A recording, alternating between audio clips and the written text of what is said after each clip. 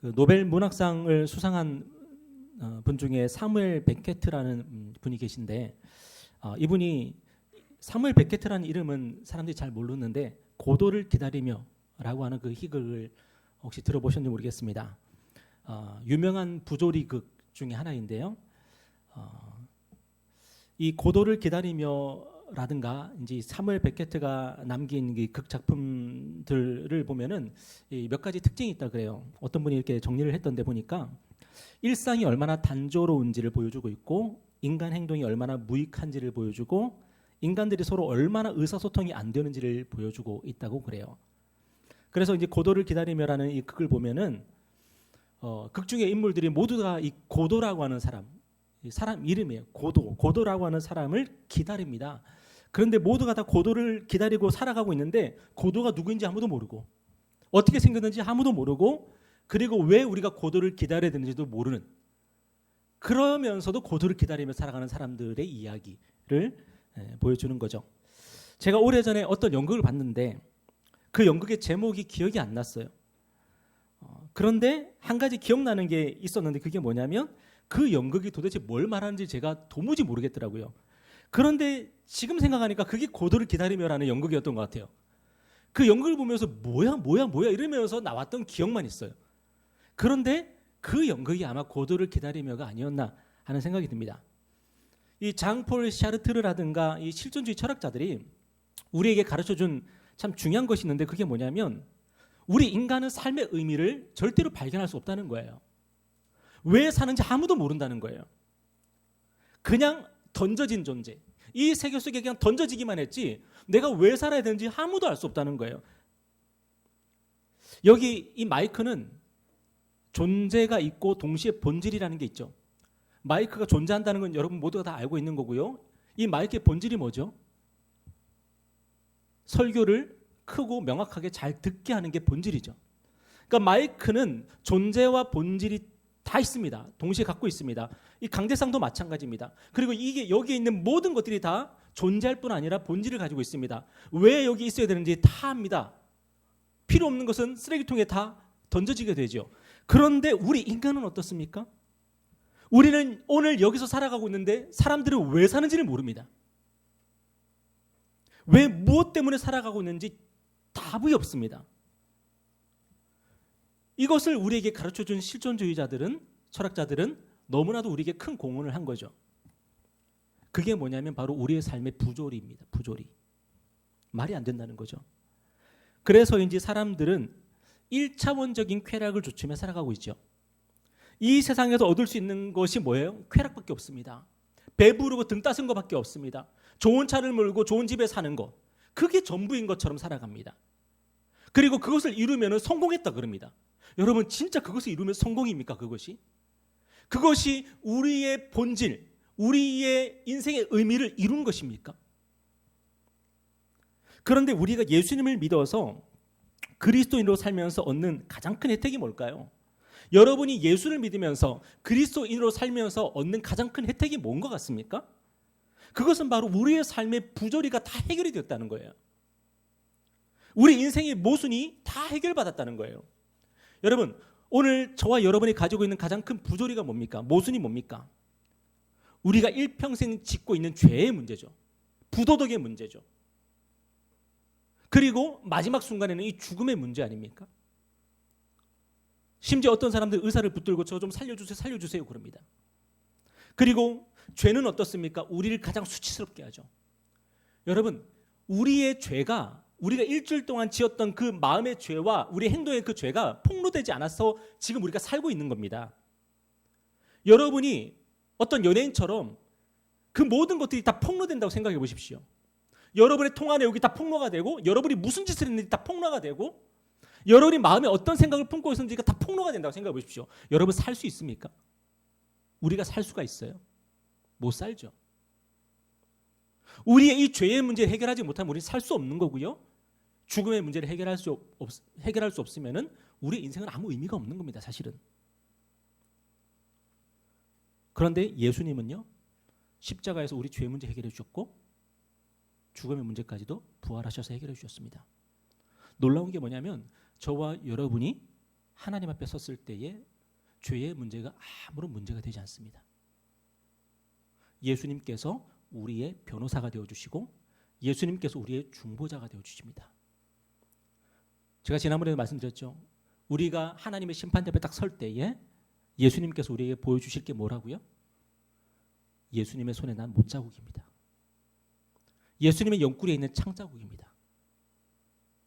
내가 너의 죄를 담당했다는 거죠.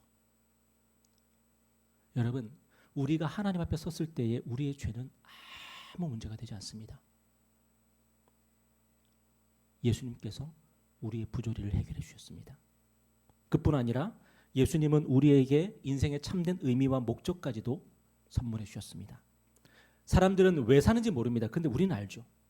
우리를 창조하시고 또 우리를 다시 살게 하시고 십자가에서 우리의 부조리와 모순의 문제를 다 해결해 주신 예수 위에 사는 것.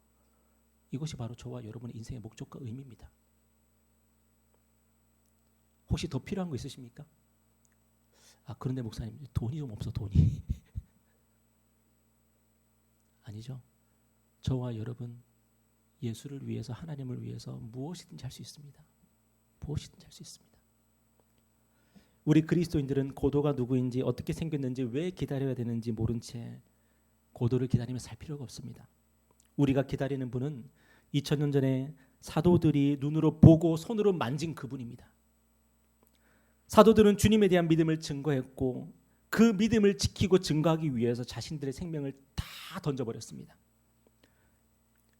주님의 십자가 부활이 역사적인 사건인 것을 증거하기 위해서 어쩌면 주님께서는 그들의 생명을 요구하신 거예요. 여러분, 목숨을 버리면서 증거하는 그것보다 더 진실한 게 뭐가 있겠습니까? 누군가가 자기의 목숨을 버리면서까지 증거하는 것이 있다면 들어볼 만하지 않습니까? 그죠? 근데 예수님의 제자들은 모두가 다 자신의 목숨을 버리면서 예수가 그리스도와 하나님의 아들이라 증거했습니다. 한 번쯤은 들어볼 만한 주장 아닙니까? 오늘 우리는 바로 그 주님을 믿으면서 그분을 기다리며 살죠. 때문에 우리의 삶은 부조리와 모순으로 침몰당할 위험이 없습니다. 또한 무의미와 허무에 농락당할 위험도 없습니다. 하나님의 아들 예수께서 우리를 위해 죽으시고 부활하셨고 다시 오신다는 이 복음, 이것이 우리를 세상 끝날까지 붙들어 줄 것이고 우리는 승리하게 될 것이고 우리의 인생은 열매를 맺게 될 것입니다. 여러분의 인생 열매 맺으십시오. 예수님 때문에 열매 맺을 수 있습니다. 오늘 본문은 고린도 교회의 음행의 문제하고 또 그의 해결책인 결혼에 대해서 이렇게 다루고 있는데요. 이 고린도 교회는 여러분이 잘 아는 것처럼 문제가 좀 많은 교회였죠. 아버지의 그 첩하고 간통하는 성도도 있었고요. 성도입니다. 교인들 중에 그런 게 있었다고요. 사창가를 드나드는 교인들도 있었습니다. 그 정도로 세상적이고 육신적이고 쾌락적이었던 교회입니다. 그렇다 보니까 반대로 어떤 사람들이 있었냐면 극단적인 금욕주의자들도 있었습니다. 심지어 결혼도 하지 말아야 돼. 그 정도까지 얘기하는 사람도 있었습니다. 그런데 사도 바울은 이런 음행의 문제를 어떻게 해결하라고 했냐면 결혼을 통해서 해결하라 그랬습니다. 음행의 문제를 해결할 수 없다면 너희들 결혼해라 그랬습니다. 여러분, 그렇다면 사도 바울은 그리고 우리 기독교는 결혼이라는 것을 삶의 최대 목표로 제시하는 걸까요? 그것을 삶의 모범으로 제시하는 걸까요? 그런데 사도 바울은 또 뭐라고 얘기했냐면은 결혼하지 않는 게 더 낫다 그랬습니다. 나도 결혼하지 않았으니까 나처럼 사는 게 더 낫다 그랬습니다. 왜냐하면 우리는 평생 주님을 위해서 살아야 되는데 배우자나 가족이 생기면은 그들에게 시간 뺏기고 마음 뺏겨서 주님을 섬길 수 없고 복음을 제대로 증거하며 살 수가 없다는 거예요. 문제가 많이 생긴다는 거죠. 여러분, 그렇다면 사도 바울은 오늘 우리에게 어떻게 살아야 된다고 말씀하고 있는 거예요. 오늘 본문을 보면은 뭐라고 말씀하고 있어요? 29절에 보니까 형제들은 내가 이 말을 하노니 그때가 단축하여진 고로 이후부터는 안에 있는 자들은 뭐같이 살으라고요? 없는 자같이 살라는 거예요. 다시 말해서 결혼을 하고 안 하고가 중요한 게 아니라 주님께서 다시 오신다는 인생의 대전제를 가지고 주님을 위해서 살아라, 그렇게 말씀하고 있는 거예요. 여러분, 우리가 잘 아는 것처럼 사도 바울은 결혼을 하지 않았던 것 같습니다. 왜냐하면 결혼을 하고 안 하고가 중요해서 결혼 안 한 게 아니라 주님을 위해서 살고 싶어서 결혼을 안 했던 거예요. 그런데 어떤 사람은 주님을 위해서 살기 위해서 결혼을 해야 되는 사람도 있는 거예요. 중요한 것은 나 자신을 위해서 결혼을 하고 안 하고가 하는 게 아니라 주님을 위해서 어떻게 할 것인가 선택하며 살라는 거예요. 주님을 위해서. 요즘에 목회자 이중직에 관한 논쟁이 좀 있는 것 같더라고요. 목회자가 직업을 가질 수 있느냐 아니면 다른 직업을 가지면 안 되느냐 뭐 그런 논쟁들이 있는데 여러분은 어떻게 생각하십니까? 저는 핵심이 직업에 있으면 안 되고 주님께 가 있어야 된다는 생각이 들어요. 목회자가 주님을 위해서 사는 데 있어서 직업이 도움이 되면은 직업을 가지면 되고 직업이 도움이 안 되면 안 가지면 되는 거예요. 직업이 중요한 게 아니라 주님, 우리 예수님이 중요한 거죠. 그런 면에서 이 김용희 선교사님이라는 분이 계시지 않습니까? 근데 자기 아들의 이름을 선교라고 지었어요. 아들이 선교사의 삶을 살기를 바라서 선교하면서 살기를 바라서 선교라고 지었대요. 자신의 귀한 아들의 이름을 지을 때도 그 삶의 중심이 주님께 가 있는 모습이 나타나지 않습니까? 그래서 저도 오늘 설교를 준비하면서 생각해봤는데 딸의 이름을 초림이라고 짓고 아들의 이름을 재림이라고 지었으면 어땠을까? 그런 생각을 해봐요. 여러분 초대교회 교부 중에서 알렉산드리아의 클레멘트라는 사람이 있는데 그가 증거한 바에 의하면 베드로는 그의 아내와 한날 한시에 한 곳에서 순교했다 그래요. 베드로는 사역지를 다닐 때 늘 아내와 늘 함께 했습니다. 그러다가 순교할 때도 아내와 함께 순교를 한 거죠. 그런데 베드로가요 고통스럽게 죽어가는 아내를 보면서 뭐라고 소리쳤냐면은 우리 주님을 기억하시오. 우리 주님을 기억하시오. 그렇게 소리쳤다는 거예요. 이게 어떻게 가능할까요? 평생 아내와 함께 사역하다가 아내와 함께 죽는 이 모습. 그 삶의 중심이 주님께 가 있기 때문 아닐까요? 우리가 잘 아는 것처럼 브리스길라와 아굴라 부부가 함께 교회 리더로서 그렇게 열심히 주님을 섬겼습니다. 제 생각에는 베드로 부부나 아굴라 부부나 그들은 모두 마치 배우자가 없는 자처럼 살았던 것 같아요. 배우자와 함께 다녔지만 배우자가 없는 것처럼 살았던 인생. 어떻게 그렇게 살 수 있습니까? 우리가 주님께 충성하다 보면 그렇게 될 수가 있는 거예요. 주님께 충성하다 보면. 반면에 인도인들에게 엄마라고 불렸던 선교사님이 있는데 아일랜드 출신의 에이미 카마이클이라는 선교사님이 계세요. 에이미 카마이클. 에이미 알죠? 에이미? 우리 두 사람 에이미 잘 알 것 같은데. 그는 29살의 젊은 나이에 인도에 들어갑니다. 그리고 55년 동안 독신으로 살면서 그곳에 불쌍한 어린 아이들을 돌봅니다.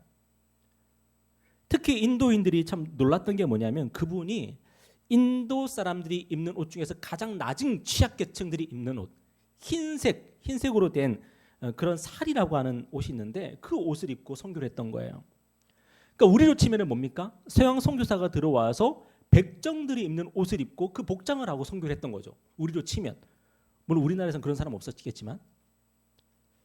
그런데 이 에이미 선교사님이 어떤 일을 했냐면은 힌두교 사원의 제물로 팔려가는 그 여자아이들, 그 아이들이 힌두교 사원의 제물로 팔려가면 어떻게 되냐면은 힌두교 남성들의 성적인 놀이개가 됩니다.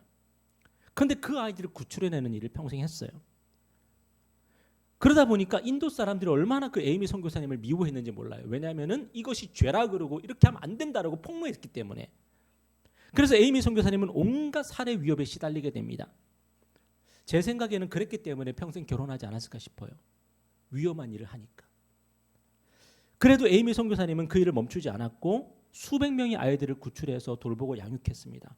나중에 그는 병원도 짓고요, 농장도 세우고 공장도 세우고 장애인 시설도 짓고 출판사도 세우면서 그렇게 사역을 했고요. 나중에 84세 일기로 그렇게 주님 앞에 이제 부름 받게 되는데 그의 비문에는 이렇게 써 있습니다.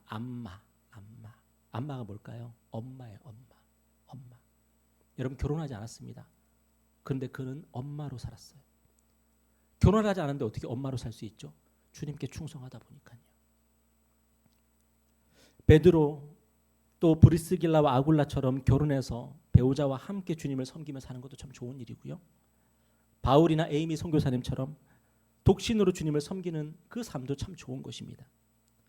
그런데 중요한 게 뭐예요? 우리의 삶의 중심이 주님을 향해 있어야 되는 거예요. 주님께서 우리에게 주신 사명을 향해 있는 것. 이게 본질인 거죠. 우리 주 예수 그리스도를 우리가 믿는 것과 그분이 주신 사명을 감당하다가 결국에 우리가 주님 앞에 서게 되는 거. 우리가 평생 살아가면서 무엇을 우리는 생각하며 살아요? 내가 예수 앞에 서게 될 날을 생각하며 사는 거예요. 내가 예수를 만나는 그날을 생각하면서 살아가는 거예요. 제가 본 영화 중에 참 감동 깊은 영화, 여러분과 함께 보고 싶은 영화가 그 바울이라는 영화인데, 그 영화 보면 마지막에 바울이 단두대에서 목이 잘려 죽는 장면이 나와요. 딱 그렇게 딱 죽는데 그 다음 장면이 뭐냐면은 저 멀리서 흰 옷을 입은 어떤 분이 그분을 만나러, 바울을 만나러 이렇게 걸어오시는 거예요. 여러분, 우리 인생 결국 주님 만날 거 아니에요? 마지막에. 근데 그 주님을 만나기 위해서 우리가 인생을 살아가는 거, 그리고 주님 앞에서 내가 인생을 어떻게 살았는지 다 이제 말씀드려야 돼요. 결산을 해야 될까요? 제가 오늘 결산하는 것처럼 우리도 결산을 해야 될 거 아니에요. 그 결산하는 그날을 위해서 살아가는 게 저와 여러분의 인생의 목적이라고요. 오늘 본문을 보면 또 뭐라고 말씀하고 있어요? 우는 자들은 울지 않는 자처럼 살라 그래요. 여러분, 이 세상에 슬픈 일들이 얼마나 많습니까? 그런데 이 세상의 슬픔이 우리의 삶의 전부가 될 수는 없는 거예요. 기쁜 일도 마찬가지예요. 우리의 삶을 채우는 기쁨이 얼마나 갈 것 같습니까? 오늘 우리의 슬픔은 주님을 만나는 기쁨으로 완전히 사라지게 될 것이고, 우리의 기쁨 또한 주님을 만나는 기쁨 앞에서는 아무것도 아닐 거예요. 우리가 주님을 만나는 그날 그 기쁨을 누리면서 세상에서 내가 기뻤던 게 생각이 날까요? 세상에서 내가 슬펐던 게 그게 한이 맺힐까요? 주님 앞에서 다 어차피 다 사라질 슬픔이고 기쁨이고 해결될 슬픔이고 기쁨인데, 우리가 우리의 슬픔과 기쁨에 연연하면서 살 필요가 없다는 거예요. 그렇다고 슬픔을 느끼지 말라, 기쁨을 느끼지 말라는 얘기가 아닙니다. 주님 주시는 슬픔이 있고 주님 주시는 기쁨이 있지만 우리가 장차 주님 앞에서 누릴 기쁨 앞에는 아무것도 아니라는 거죠. 또 오늘 본문을 보니까 매매하는 자들은 어떻게 살래요? 매매하는 자들은 없는 자 같이 하며 세상 물건을 쓰는 자들은 다 쓰지 못하는 자처럼 해라. 여러분, 사도 바울이 왜 이렇게 권면했을까요? 매매하는 자들이 거기에 취해서 살아가고 있으니까. 매매가 뭐예요? 매매가 쇼핑이잖아요. 쇼핑 중독에 걸려가지고 쇼핑하는 그 기쁨과 즐거움 우리도 알지 않습니까? 백화점 가면 얼마나 기쁘고 즐거워요. 마트 가면 얼마나 흥분이 돼요. 그런데 우리뿐만 아니라 고린도 교회 당시에도 그랬다는 거예요. 사람들이 시장에 나가가지고 쇼핑하고 거래하고 그게 인생의 낙이었다는 거예요. 그리고 뭔가를 가지고 있으면은 와, 나 이거 가지고 있어. 나 이번에 갤럭시 새로 나왔는데 나 이번에 그거 뽑았어. 아이폰 새로 뽑았어. 그러면서 사람들이 거기에 취해가지고 살고 있었다는 거예요. 오늘 우리는 그 무엇보다도 자본주의의 강력한 영향권 아래서 살고 있지 않습니까? 우리의 사고방식이요, 가만히 보면 자본주의한테 세뇌받은 사고방식이라는 거 여러분 아십니까? 그걸 만약에 모른다면은 우리는 확실히 자본주의 세뇌를 받은 게 틀림이 없습니다. 내가 이렇게 생각하다니 난 자본주의에 너무 찌들었나 봐. 내가 이렇게 말하다니 내가 자본주의에 너무 세뇌가 됐나 봐. 혹시라도 그렇게 자각하지 못하고 살아간다면 여러분 틀림없이 자본주의 이미 세뇌를 당한 것입니다. 세뇌당하면 모르거든요. 그래서 우리는 어디를 가나 소비자처럼 행동을 하죠. 소비자처럼 행동하는 사람들 딱 보면 이 사람이 자본주의 세뇌당한 거 딱 알아요. 내가 돈을 냈으니까 당연히 이런 혜택을 내가 누려야 되는 거 아닌가? 라고 생각을 합니다. 갑질하죠. 심지어 학교에서도 그래요. 학교 가서도 학부모든 학생이든 소비자처럼 행동하죠. 여러분 잘 알지 않습니까? 교회에서는 아닐까요? 교회에서 내가 헌금 냈는데 내가 이 정도는 내가 말할 수 있지 않아? 이 정도는 내가 요구할 수 있지 않아? 여러분 왜 그렇게 생각하죠? 소비자라고 생각하는 거예요, 스스로. 인생을 소비자로 살아가고 있는 거예요. 심지어 우리 인생의 성공과 실패도 기준이 뭐냐면 재물이 많고 적음이에요. 재물이 많으면 성공이고 재물이 없으면 실패라고 생각하는 사람들도 있어요. 확실히 자본주의 이미 세뇌를 당한 겁니다. 그거는. 그래도 우리 옛날 조상들을 보면은 자신의 명예를 중요하게 여길 줄도 알았고 다른 사람에게 내가 희생하고 봉사하는 걸 중요하게 생각할 줄도 알았는데 지금은 인생이 그렇지도 않죠. 사람들은 돈이 있냐 없냐로 모든 것을 다 판가름합니다. 자본주의에 쩔어 있는 거예요. 그런데 마지막 날 우리를 평가하고 판단하고 심판하는 건 자본주의도 아니고 은행도 아닙니다. 우리 인생의 마지막 순간에 우리는 은행 창고 앞으로 갈 것이 아니라 그리스도의 심판대 앞으로 갈 것입니다. 예수님이 우리를 판단하시는 거지 은행이 돈이 우리를 평가하는 기준이 될 수가 없는 거예요. 예수님이 우리에게 말씀하실 겁니다. 내가 준 돈을 갖고 너는 어떻게 살았냐? 너는 누구를 위해 살았냐라고 물으실 겁니다. 여러분, 속지 마십시오. 돈이 많으면 성공이라고요? 아니에요. 돈이 없으면 실패라고요? 아닙니다. 자본주의의 종로를 타지 마십시오. 저와 여러분은 하나님의 자녀들이고 예수 그리스도의 종들입니다. 우리는 그분 앞에서 우리의 삶을 다 결산할 것입니다. 저는 오래전에 네팔에 가서 안나푸르나를 눈으로 목격한 적이 있습니다. 나중에 예배 끝나고 나서 저기 뒤에 가셔서 저 사진들을 다시 한번 보십시오. 제가 네팔 가서 사온 사진들이 엽서들이거든요. 안나푸르나 전망대에 가서 안나푸르나를 보고 있으니까 할 말이 없더라고요. 근데 그 뒤로 많은 산봉우리들이 있는데 어떤 분이 가르쳐 주시더라고요. 저기 보이는 거 저게 에베레스트입니다. 그러시더라고요. 저는 안나푸르나를 눈앞에서 보고 난 후에 다른 산들은 별로 잘 눈이 안 들어오는 인생을 살게 되었습니다.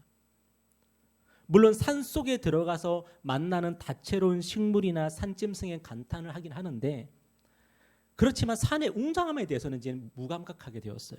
왜냐하면 안나푸르나를 봤거든요. 나중에 네팔에서 떠나오는데 한국으로 이제 돌아오는데 비행기 옆에 그 산이 있더라고요. 아니 산이 비행기 밑에 있어야 되는데 왜 산이 비행기 옆에 있지? 그 정도로 웅장한 안나푸르나와 에베레스트를 보고 나니까 다른 산들은 별로 웅장하게 보이지도 않아요. 여러분, 예수를 아는 사람들이 그런 인생을 사는 것입니다. 예수 그리스도를 알고 믿음으로 보는 자들은 다른 것은 그렇게 눈에 안 들어오는 거예요.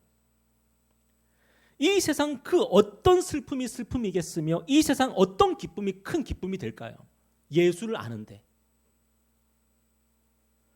조금 전에 우리가 영상을 통해서 본 그 자매님이 한 달에 1억씩을 번다고 하는데 그분이 통장에 돈이 꽂힐 때 눈물이 날까요?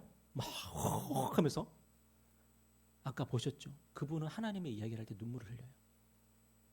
하나님의 이야기를 할 때 가슴 벅차오르는 것을 느끼고 하나님이 내 아버지시고 나를 사랑한다는 그 사실 때문에 늘 감격하면서 살아가고 그리고 자신에게 주신 것을 사명이라고 생각하면서 살아가요.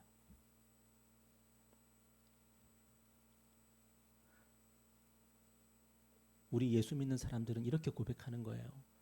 세상과 나는 간 곳 없고 구속한 주만 보이도다. 여러분은 한 주간 무엇이 눈에 보이셨습니까? 무엇이 그렇게 여러분에게 기쁨이 되고 슬픔이 되셨습니까? 우리 예수 믿는 사람들은 예수를 알면 알수록 예수밖에는 안 보이는 그런 인생을 살아가는 거고 예수님이 나의 가장 큰 기쁨이 되고 예수님이 나의 가장 큰 슬픔이 되는 거예요. 그게 바로 그리스도입니다. 여러분도 그렇겠지만 저도 늘 마음에 예수님을 생각하며 살거든요. 순종할 때도 예수님 생각하며 순종이 되고요. 죄를 지으면 또 예수님이 생각하면서 가슴이 아파요. 거의 인생을 살아가면서 5분, 10분 이상은 예수님을 생각 안 하는 때가 없는 것 같아요. 항상 예수님 생각을 해요. 머릿속에 항상 예수님이 생각이 나요. 언젠가 여러분과 함께 네팔에 가서 안나푸르나를 보고 싶거든요. 항상 저는 그런 마음이 있습니다. 그런데 그것보다 더 큰 간절함은 뭐냐면 여러분과 함께 예수님을 만나는 거예요. 그때서야 우리는 알게 되겠죠. 내가 이 땅에서 기뻐했던 그 기쁨이 아무것도 아니었고 슬퍼했던 그 슬픔이 정말 아무것도 아니었구나. 세상과 나는 간 곳 없고 구속한 주님만 보이는구나. 왜냐하면 가장 좋은 것이거든요. 그분이. 마지막으로 오늘 설교를 마치면서 니케아 신경이라고 하는 그 사도 신경하고 비슷한 그 신앙의 고백이 있는데 그 니케아 신경의 일부를 읽어드리면서 오늘 설교를 마치려고 합니다. 우리는 하늘과 땅 그리고 모든 보이는 것과 보이지 않는 것을 지으신 한 분, 전능한 아버지 하나님을 믿습니다. 우리는 또한 하나님의 독생자이신 한 분, 주 예수 그리스도를 믿습니다. 그는 영원전에 성부에게서 태어난 신 중의 신이시며 빛 중에 빛이고 참신 중에 참신으로서 창조되지 않고 출생되었으며 성부와 동일한 본질을 가지신 분이십니다. 모든 것이 그로 말미암아 창조되었습니다.